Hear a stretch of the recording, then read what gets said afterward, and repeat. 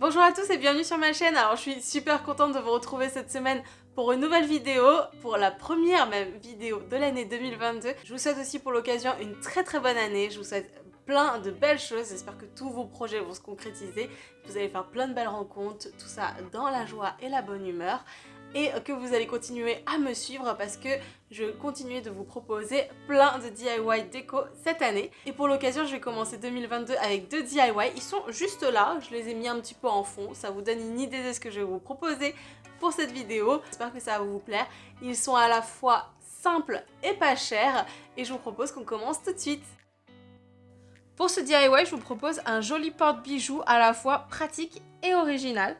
Alors pour ça, vous aurez besoin de fil de fer doré. Moi, je l'ai trouvé chez Söstrengren et c'est vraiment le bon compromis parce qu'il est assez épais, donc solide, mais en même temps facile à travailler et à manier. Du coup, j'aurais aussi besoin d'un socle en bois. Donc moi, c'était une chute qui traînait dans mon appartement et qui fait environ 10 cm par 17 cm. Donc dans un premier temps, je vais faire une découpe d'une cinquantaine de centimètres de mon fil de fer et je vais venir former un U. Donc la base doit être plus petite que la longueur de mon socle, donc des 17 cm. Donc je vais faire à peu près 15 cm pour laisser 1 cm de chaque côté. Et il faut bien que ce soit au milieu, du coup on aura vraiment deux bouts qui vont dépasser de chaque côté qui sont à peu près de la même longueur. Après, si c'est pas de la même longueur, c'est pas très grave, au pire vous viendrez égaliser en découpant ce qui dépasse. Pour ce DIY, je vais pas vous donner de mesures très précises, tout simplement parce que c'est vraiment à adapter en fonction de ce que vous avez, vous, de votre côté. Si votre socle est plus grand ou plus petit, eh ben, n'hésitez pas à adapter la longueur de votre fil de fer. Et pour lisser le fil de fer, donc la technique, en tout cas la mienne, c'est de poser le fil de fer à plat, donc directement sur ma table, et de l'aplatir de chaque côté. Et normalement, il sera beaucoup moins biscornu si jamais ça avait été le cas.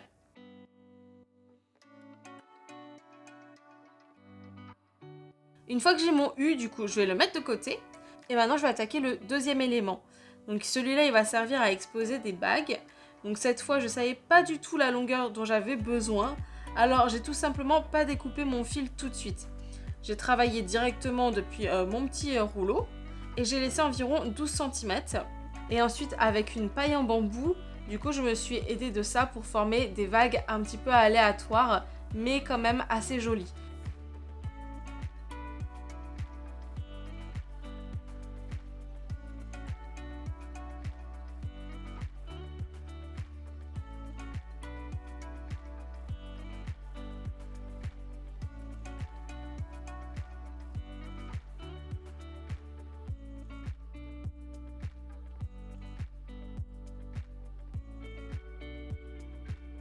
Du coup, je travaille bien mon élément pour le modeler, pour qu'il soit bien joli, bien régulier et qu'on ait bien les 12 cm de chaque côté en étant bien parallèles. Et finalement, j'ai resserré légèrement après avoir vu que en fait, mes bagues ne rentraient pas. Donc tout simplement, ça peut être utile parfois de faire une petite vérification intermédiaire. C'est bon pour mes deux premiers éléments et du coup, pour le dernier, je suis repartie d'un U qui sera cette fois juste un petit peu plus petit, de 8 cm de côté avec une base de 10 cm.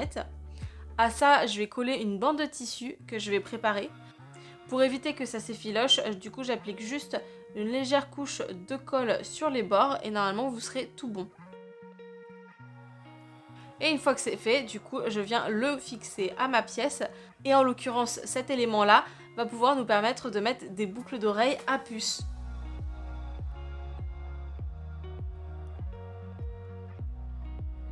Maintenant que j'ai toutes mes pièces, donc il n'y a plus qu'à les installer directement sur mon socle. Donc préalablement, il faut tracer 3 lignes qui sont parallèles. Et donc on aura une ligne pour chacune des pièces. Et je vais marquer les emplacements où je vais devoir percer. Donc petit conseil, partez pas des extrémités pour marquer votre emplacement, mais vraiment de tout en haut. Comme ça, vous serez beaucoup plus précis.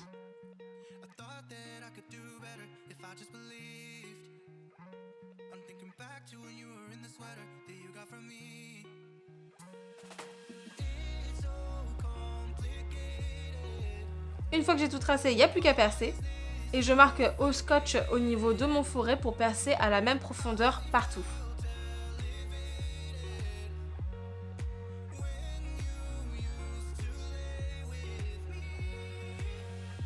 Une fois que c'est tout bon, il n'y a plus qu'à coller ça. Donc j'utilise un cure-dent pour mettre de la colle à l'intérieur du trou puis un petit peu sur les pointes et il n'y a plus qu'à installer ça. Et voilà, ce DIY est terminé. Je sais pas ce que vous en pensez, mais vraiment moi j'aime beaucoup le résultat. Il était vraiment facile à faire, même s'il y avait plein de petites étapes, c'était pas du tout compliqué, ça m'a pas pris beaucoup de temps du tout. Et néanmoins, je trouve que ça fait tout son effet.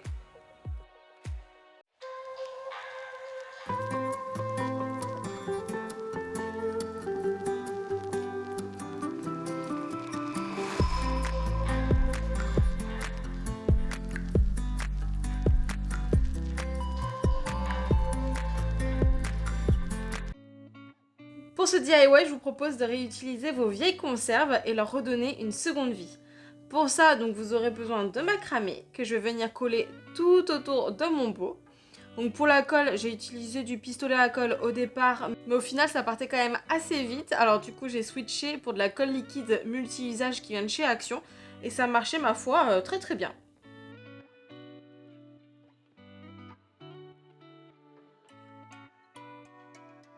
Et bien sûr, je vais pas me contenter d'enrouler ça avec du macramé. Évidemment, je vais rajouter ma petite touche personnelle. Et du coup, ce sera avec des fils à broder que je vais tourner autour de mon macramé sur quelques centimètres. Et donc voilà ce que ça donne. Et ensuite, je viens les coller.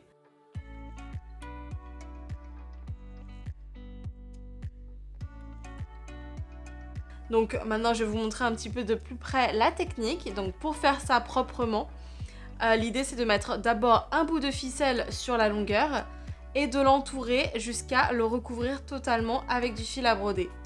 Donc quand vous avez fait ça sur suffisamment de centimètres, moi j'ai fait ça vraiment de façon aléatoire, vous faites vraiment comme vous le voulez. À l'aide d'une aiguille, je vais repasser l'autre bout sur les longueurs de l'autre côté.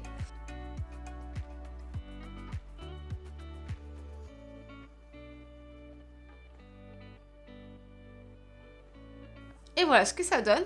Du coup, il n'y avait plus qu'à faire toute la conserve comme ça et varier les couleurs. Moi, j'ai joué la carte un peu du littéralement multicolore. Mais en vrai, j'ai pensé que après que ça aurait été plutôt sympa aussi avec seulement quelques couleurs. Soit une petite palette de couleurs qui vont bien ensemble, soit un camailleux. Mais ça, c'est vraiment à vous de voir.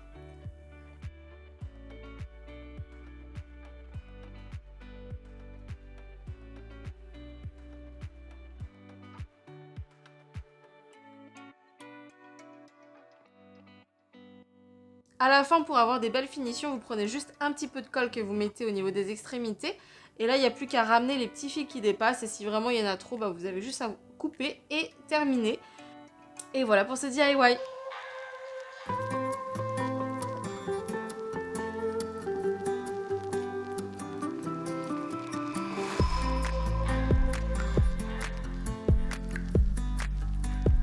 Voilà, cette vidéo est terminée. J'espère que ça vous aura plu. Comme d'habitude, dites-moi en commentaire quel est le DIY que vous avez préféré. Moi, je pense que c'est quand même le porte-bijoux. Parce que, mine de rien, ça a été archi rapide à faire. Ça m'a littéralement rien coûté. J'avais déjà une pièce de bois qui traînait. Le fil de fer m'a coûté quoi, 2-3 euros, pas plus. Et voilà, en un tour de main, on se retrouve avec un joli présentoir à bijoux original. En tout cas, j'espère que cette vidéo vous aura plu. Si c'est le cas, comme d'habitude, n'hésitez pas à mettre un petit like et à vous abonner à ma chaîne si c'est toujours pas fait. Et je vous dis à la semaine prochaine pour des nouvelles créas. Ciao!